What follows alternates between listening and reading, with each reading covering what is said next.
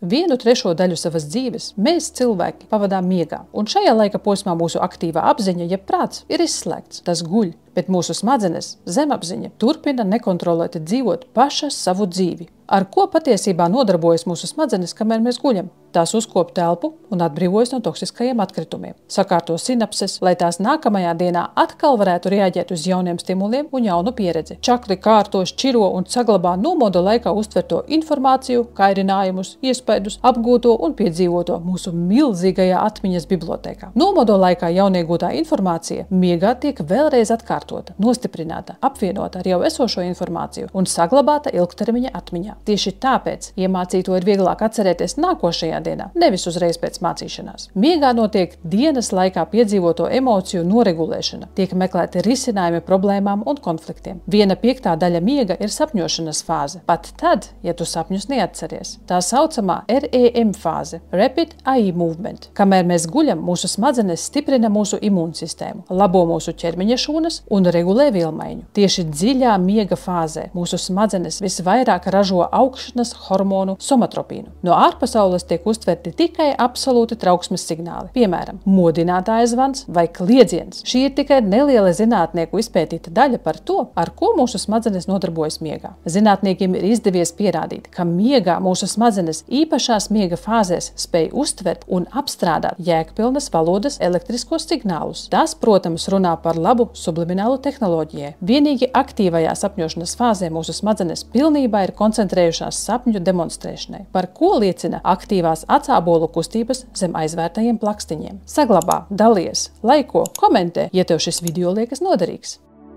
Lasi visu sīkāk par Silent Subliminal subliminal.lv mājaslapā.